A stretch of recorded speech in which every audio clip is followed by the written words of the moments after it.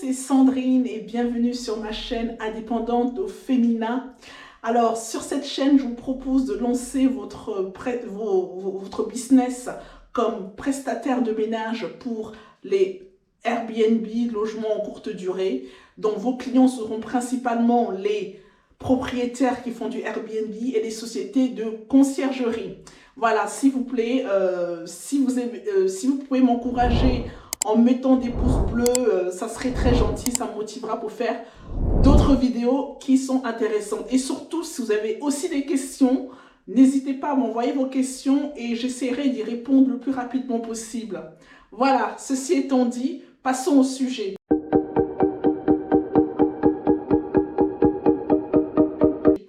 Aujourd'hui, j'aimerais qu'on voit la différence entre le ménage en Airbnb et le ménage classique. Alors, il y a énormément de différences entre ces deux ménages. Donc, c'est très important pour nous de voir les points par point, pièce par pièce, pardon, excusez-moi. Voilà, donc, la première des choses, quand vous avez un client, c'est-à-dire votre propriétaire, votre prestataire ménage qui vous envoie une demande de ménage pour un logement, donc ce logement-là, généralement, pour y accéder, vous accédez soit par une boîte à clés, donc avec un code, soit par des serrures connectées où vous avez toujours aussi également un code. Donc, vous y allez de manière autonome. Et je vous rappelle que les horaires habituels pour faire le ménage dans des logements de courte durée sont habituellement à partir de 10h, 11h jusqu'à 15-16h parce que ce sont les heures de départ de clients et 15-16 heures les heures d'arrivée. Voilà, donc pour le ménage Airbnb, donc on va voir pièce par pièce. Alors on va commencer par la chambre. Alors au niveau de la chambre, il faut faire attention à toujours vider tout ce que vous voyez dans la chambre. Donc vérifiez que les clients n'ont pas oublié des objets. Montre, je n'en sais rien. Voilà, donc vous libérez le logement, les placards, vous les videz parce que le client, il ne doit rien trouver des précédents voyageurs. Donc le lit, toujours faire le lit, vous êtes obligé de changer les draps, c'est une obligation. Il ne faut pas dépoussiérer comme ça, enlever les cheveux, non, vous devez changer les draps. Les thés d'oreiller, housses de couette, protection, donc vous devez changer. En ce qui concerne la protection de matelas, même si c'est pas à chaque rotation, mais régulièrement, vous devez le changer style genre une fois par semaine. Donc, c'est très important. Voilà. Donc, désencombrer la chambre, enlever tout, dépoussiérer, dresser le lit, voilà, les serviettes, poser les serviettes, aspirer. Après, ce qui est commun, c'est vous aspirer. Attention, faire attention vraiment à sous le lit, à aspirer sous le lit et à passer la serpillière sous le lit parce que très souvent, on oublie. Et par contre, les clients, eux, il y a certains clients qui prennent le soin vraiment de baisser la tête pour regarder si on a fait la poussière sous le lit. Donc, il faut vraiment faire attention. Là, je vous donne pas par ordre où il faut faire. Hein. Là, je vous donne comme ça parce que c'est ce qui me vient en tête immédiatement. Hein. Donc, c'est pas l'ordre obligatoirement par lequel vous devez commencer. Dans une autre vidéo, je parlerai comment moi, par quelle pièce je commence pour quand j'entre dans un logement pour faire le ménage. Voilà. Donc, autre pièce, la cuisine. Alors, la cuisine, c'est pas comme à la maison. La cuisine, il faut systématiquement vider les poubelles. Pensez à mettre un nouveau sac poubelle. Donc, dépoussiérer, enlever la saleté au-dessus des poubelles. Le réfrigérateur, systématiquement, retirer toute la nourriture qui reste. Voilà, donc les voyageurs suivants n'ont pas besoin de voir les déchets des autres ou les restants des autres. La bouteille de lait qui a été entamée, la bouteille de jus. Non, vous videz, vous jetez tout. Le frigo doit être propre et rien à l'intérieur. Le micro-ondes, voilà, le micro-ondes, systématiquement, désinfecter le micro-ondes, nettoyer, ça c'est obligatoire. On dépoussière la surface, on nettoie à l'intérieur, ça c'est une obligation. La cafetière, videz selon les capsules, systématiquement vider de l'eau, vider la capsule, nettoyer la capsule. Ensuite, tout ce qui est bouilloire, videz l'eau des bouilloires, passez un coup. S'il y a besoin de détartrer, vous détartrez avec du vinaigre, voilà. Donc, c'est très important de faire tout cela. Ensuite, au niveau de la cuisine, les tiroirs. Donc, les tiroirs où on range la vaisselle, vous êtes obligé de faire un contrôle de la vaisselle parce que les clients précédents ont peut-être rangé de la vaisselle, mais ils l'ont pas essuyé correctement ou l'ont pas nettoyé correctement. Des fois, on peut trouver que c'est gras, voilà. Donc, vous devez systématiquement faire un petit contrôle rapide. Les couverts, tout ce qui est ustensiles, faire un contrôle rapide.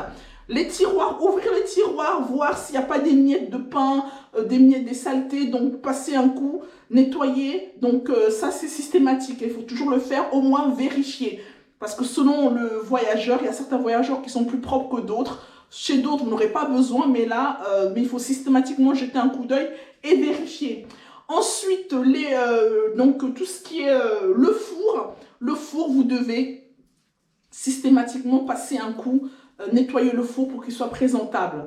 Donc voilà, le four, ça prend du temps. Moi, ce que je fais par expérience, je propose systématiquement aux propriétaires de mettre, vous savez, du papier cuisson pour les fours, pour éviter que tout dégouline, pour que lorsque je dois nettoyer le four, j'ai le moins de temps, je passe moins de temps à nettoyer le four. Donc vous voyez, moi je propose systématiquement, même si le propriétaire il veut pas, moi je sais que systématiquement, s'il n'en met pas, j'en mets parce que ça me fait gagner énormément de temps et d'énergie, voilà, parce que ça prend beaucoup de temps et d'énergie, voilà. Donc au niveau de la cuisine, donc les façades des placards, voilà, il y a des traces de doigts, il y a des placards qui ont des matières plus difficiles que d'autres à retirer. Donc, systématiquement, voilà, visuellement, pas de traces de doigts, nettoyez les traces de doigts. S'il y a un lave-vaisselle, vous videz le lave-vaisselle systématiquement. Après, pour tout ce qui est à la cuisine, pour tout ce qui est approvisionnement, donc il faut penser à, bon, si le propriétaire met du café, du sucre et tout, donc il faut penser à réapprovisionner, donc ça veut dire jeter un coup d'œil pour voir le niveau de stock et alerter le propriétaire lorsque le stock est presque terminé. Donc ça, c'est pour ceux qui proposent des petits gâteaux, du café et tout, voilà. Mais c'est pas obligatoire. Je sais que avant, systématiquement, on le proposait. Maintenant, avec la crise, c'est un peu plus compliqué. Voilà. Donc ensuite, ce qui revient au niveau classique, passer la serpillière, aspirer, passer la serpillière. Donc ça c'est des choses classiques qu'on fait, mais vous voyez que systématiquement pour les logements Airbnb, c'est beaucoup plus en détail. On va beaucoup plus dans le détail. Maintenant, l'autre pièce, vous attaquez par exemple les WC. Donc les WC, vous nettoyez les WC, toujours bien nettoyé, tout doit être toujours sec. Pas d'humidité sur les cuvettes, donc nettoyer après essuyer pour que ça soit absolument sec. Pensez à réapprovisionner au niveau des papiers toilettes, parce que c'est très important, son papier toilette. Je pense que le propriétaire aura droit à des coups de fil, même à minuit. Voilà, vous voyez ce que je veux dire. Les toilettes, voilà, donc videz les poubelles, s'il vous plaît. Ça, c'est systématiquement, dès que vous voyez une poubelle à un endroit, systématiquement vider et changer les sacs. Voilà, ça c'est un automatisme, voilà, ok. Ensuite, la salle de bain, pareil, bon, ménage, vous faites le ménage, vous nettoyez, vous désencombrez, videz les poubelles, c'est la même chose. Tout doit être sec, propre. S'il y a, selon le cas, le propriétaire voudra déposer des serviettes ou des serviettes supplémentaires ou des serviettes tout simplement, ou bien comment on appelle, il y a un tapis de bain. Donc, systématiquement, pensez à déposer le nombre de serviettes que l'on vous aura dit. Le tapis de bain, le déposer, voilà. S'il y a, pensez aussi à réapprovisionner, en tout cas à vérifier qu'on a bien du gel douche en quantité suffisante, du gel douche ou bien du shampoing, du gel douche et ou shampoing. Cela dépendra effectivement comment le propriétaire veut que son bien soit soit mis, quoi. S'il y a le couloir, effectivement, nettoyer, ça c'est le nettoyage classique, j'allais dire. Voilà, aspirer, passer la serpillière. Voilà, donc pensez de temps en temps à regarder s'il n'y a pas de toile d'araignée pour enlever. Voilà, donc ce sont vraiment des points essentiels à voir. Donc vous voyez que, et en plus chaque logement est vraiment spécifique. Parce que avant de prendre en main un logement, le propriétaire, en fait, vous fait faire le tour et il y aura des points, et il y aura des spécificités du logement qu'il faudra prendre en compte.